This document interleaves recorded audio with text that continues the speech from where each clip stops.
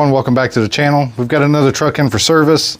We've got a 2000 or 2001 Daihatsu Hijet. I believe it's the S210P. Fuel injected, twin cam. It's a crank no start issue. So we're getting ready to start diagnostics. First thing we're going to look at is compression. I'm going to go over here and hit the key here in a second, but it doesn't sound like it has any compression. It's the engine's turning over very fast and easy. He said he pulled up to his on-site fuel tank, put fuel in the truck, and it just wouldn't start back up after that. So I'm kind of wondering, did it jump time?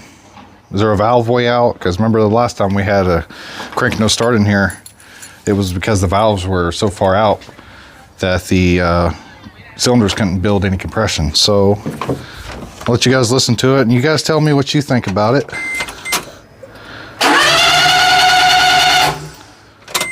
She's turning fast and it doesn't sound like it's hitting any compression. So that's the first thing we're going to look at is compression, see where we're at on that, and see if we can dial it in to get it some compression. Could have the timing belt been loose? Could have jumped? Maybe. There's a number of things. He had a mechanic look at it and said, 1 minute they're getting spark, 1 minute they're not getting spark. As of right now, it doesn't sound like it's a spark issue. Maybe, maybe not, we'll see. We just literally rolled it in here, took this bedside off. This Daihatsu does have kind of a mid-engine, so engine's actually sitting right about here. And we'll be up underneath there getting the coil packs off and compression checked and everything. So I'm gonna get this coil pack off and put a compression gauge on it, just see where we're at with that. Okay guys, so we've got cylinder 3 out. We confirmed that it does have spark on cylinder 3 at least, and it is getting fuel. So go ahead and wind it over and we'll see what our compression's at.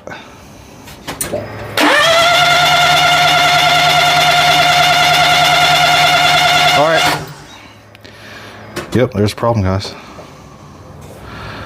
40 pounds-ish. Yep, 40, 45 pounds. Way not enough. So we're gonna do cylinder 2, cylinder 1. Let's just see where we're at. All right, we got cylinder 2 plug out. The coil pack is getting spark. So let's go ahead and wind it over, see where it's at.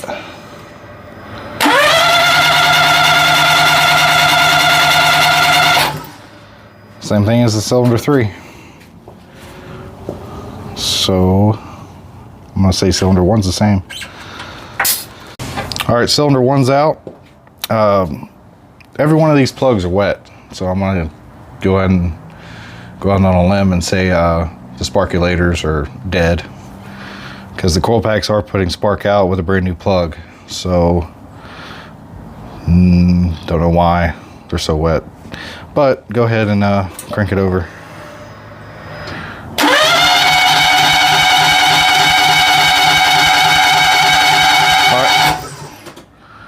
It's got a couple more pounds, still under 60, so that's good. Nope. All right, well, I guess we'll start tearing into it. Get this valve cover off. We're gonna get the timing cover off the front. Make sure it didn't jump time. All right, guys, so it is late. We have tore into this thing. We've discovered a few things about it. So yeah, what we're going to do, I'll explain this in tomorrow's video. But long story short, we did a timing check. Timing belt was loose